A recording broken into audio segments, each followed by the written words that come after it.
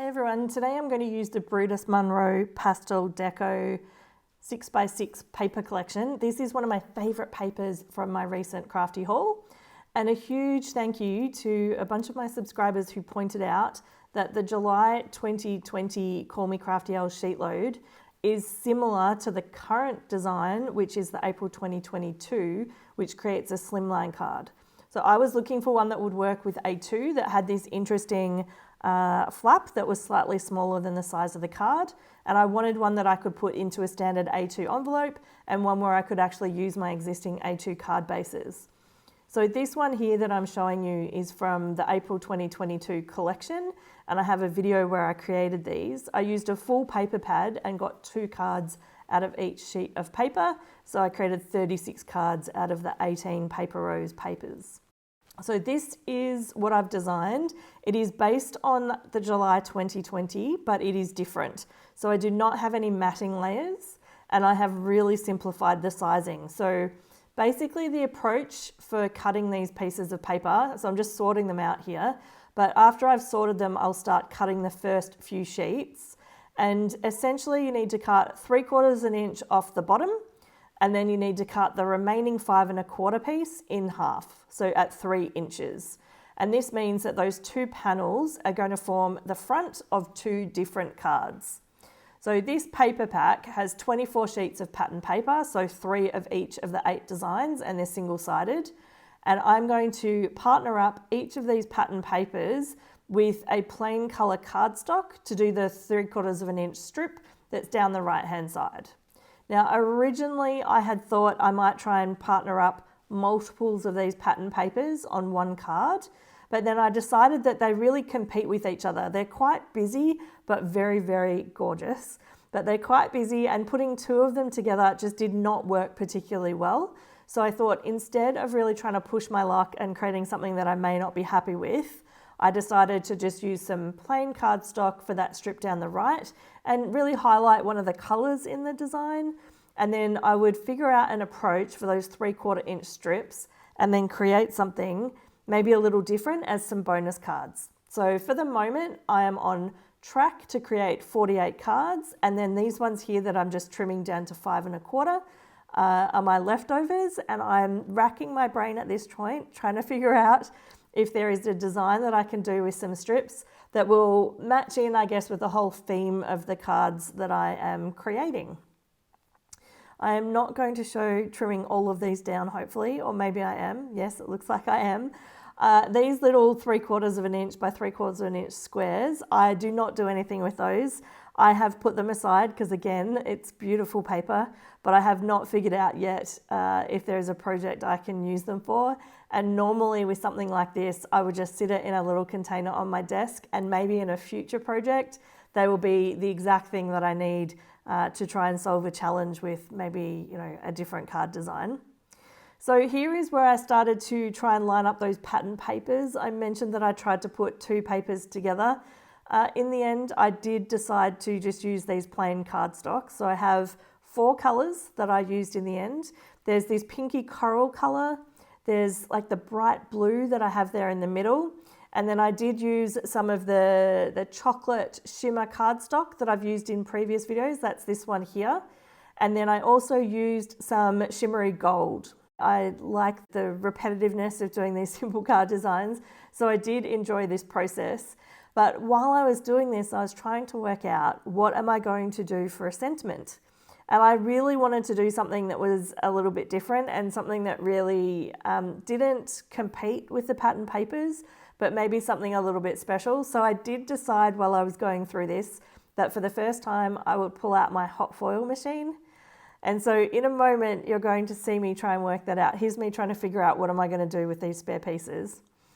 So I did start thinking about getting my hot foiling machine out. I did watch some videos that evening about how to use it and the heat settings, etc. It has been sitting on my shelf for quite a while now. And I'm pleased to say I did use it. And if you saw my little teaser photo, you'd see that there was at least one happy birthday in blue foil. So here I'm just running through. I'm using double-sided tape for these panels. These are just the strips that are going to go down the right hand side of the card. So they're all 5 1/4 by 3/4 of an inch. And I've just got this little, it's about a centimetre wide, maybe 9mm, I think, double-sided tape. So I'm now preparing the card bases. I have standard A2 card bases ready to go that are 5 1/2 by 4 1/4.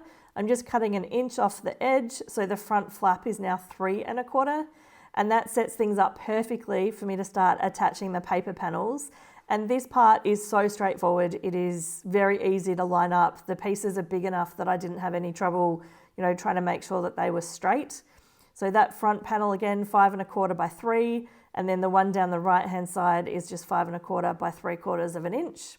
And you can see here that both of the pieces, the top panel and the one on the right, both have a white border around it.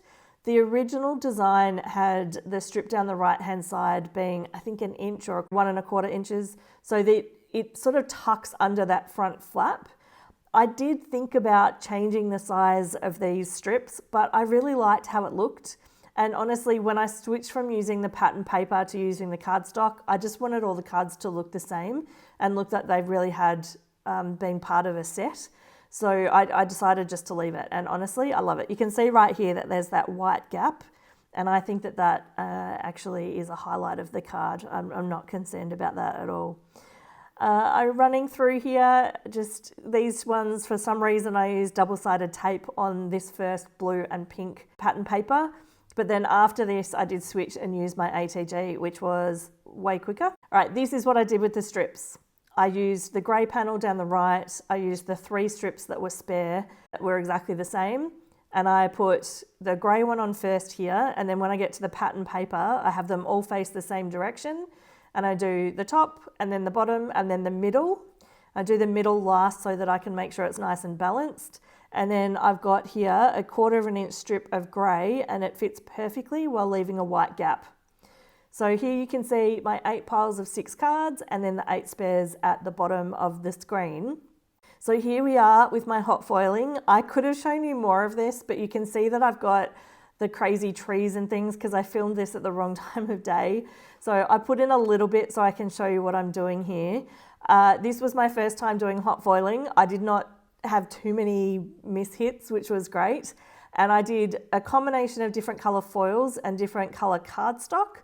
And I just used colours that would match up with the particular papers that I had. So here you can see the gold on the charcoal. I've got the blue on the craft. I've got the gold on the craft. And then I've got, I think, the blue, here we go, on it's like a black. It's a really dark charcoal, almost black. So now I'm running through and I'm thinking I have so many sentiments here. I have way more than I need, but I did create some spares while I had all of my tools out. And I'm trying to partner them up with the different cards so that I can put at least the same combination of colours with the same cards. There are lots of different sentiments here, and I plan on working through and just using as many panels as I need, and then I'll have the leftover ones that I can use for a future project. For this, I did need to do quite a bit of trimming to cut them all down. And honestly, my one takeaway is that I should have had the sentiments be further apart. And partway through, I did actually take 2 sentiments out and then shuffle all of the little metal plates on my hot foil press so that I had a bit more space when I was cutting them down. But I'm quite comfortable cutting sentiments this way on my trimmer. I do it frequently. And I can line it up on my trimmer with where the guard is to make sure I get a consistent gap at the horizontal side or the long side as well as at the ends. And so for me, I don't have too much trouble with this. You can get hot foil plates that come with a die, and I do have a die for several of these, but I didn't want to spend the time lining it up and running this through my die machine. So I literally just ran through and used my trimmer, and I was really happy with how it came out at the end. So I'm running through doing another set here. You can see all the beautiful paper designs around my workspace. I liked just looking at them while I was working. They're so fantastic. On the left-hand side, you can see there's a little blue on blue sentiment, and it is matted on white. So that was how I tied my sentiment into the card design, is I had it on a fantastic coordinating cardstock piece with the foiling, and then I matted each one on white. And then I did decide to stay true to the original design and actually put the sentiment hanging off the front panel a little bit. You'll see it as I work through this process, but you can see on the top right there that the happy birthday sentiment is hanging over the chocolate panel on the right, which means it's one of the elements that was true to the original design. Here I'm using double-sided tape again for these sentiments. This just is so much quicker than using liquid glue, I find. I'm doing a bit of this off screen, apologies, but I'm just running through and I'm putting 6mm double-sided tape straight on the back of these. This is from Express IT. They're located here in Victoria in Australia, and I think you can get them everywhere. I'll put a link in the description below. I'll put a link to everything that I've used if I can find it. Now I'm running through just doing the matting on white. I'm using the bits that I cut off. So remember how I cut 1 inch off those card bases? I am not having those go to waste. I'm actually using them to line up the different card sentiments. I do then cut them down and create some scrap, obviously, but these worked out really well because they're the exact same color and I know they're going to match really well with the card design. This was a bit fiddly. There was quite a few of these, but I decided to only prepare the sentiments that I needed for this project. And in a little bit, I'm going to show you the leftover panels. So on the right-hand side of the screen, just here, you can see a little bit of the black and gold poking out. I think I used about 50% of the ones that I created. And you can see here that they're different widths and different sizes depending on how close together the little plates were when I actually did the hot foiling. But honestly, hot foiling is amazing. The outcome of this with, you know, how it looks embossed and it's pressed into the thick cardstock, it just looks absolutely fantastic. And so I was really glad that with this pattern paper that I love so much, I was able to add a little bit more of a special sentiment rather than stamping something. This hot foiling looks absolutely amazing. I wanted to give a big shout out to say thank you for everyone who has subscribed to my channel. I am almost at 800. I was hoping for 700 this month, and with all of the support, I'm getting close to 800. So a huge, huge shout out and a huge thank you to everybody who did subscribe. I really appreciate it. Here I am attaching those components. As I said, they're falling off the side a little bit, which was true to the original design and adds a little bit of interest. And they are heavy enough with the weight of the cardstock that they're not going to be flimsy or break. I'm pretty confident that they're going to stay on there. They're well stuck down, and I do think that they contribute to the interest of the card that has the shorter flap. This pattern paper I think is one of my favorites, this one with the blue and the grey. There is just something about this colour palette. I do not know what it is, but these designs are just absolutely fantastic. I know I'm raving like a bit of a lunatic, but it was so nice to work with. The glossiness of it just feels so nice compared to just normal pattern paper. Here we are running through another one of the designs and we're getting pretty close to complete here. I'm then going to show you the spares of the sentiments. For the ones where I did the inverse, so I used my flat plate and put the ones on the right where there's a lot of foil, I have not peeled off the plastic because I realized that when you peel off the plastic, I have not put enough heat on these for these to work. And so I'm considering using them without peeling off the plastic, but you can see here I have not transferred them correctly. So that's another one of my lessons learned. In the end, I've created 56 cards in total and used the full complete paper collection. I have 48 of them using the variation on the July 2020 SheetLoad, and then the 8 bonus cards where I've used those 3/4 inch strips to create a similar design and certainly using the adjusted style of A2 card. I've put a link here to some other videos and a playlist that you might enjoy. Have a great day.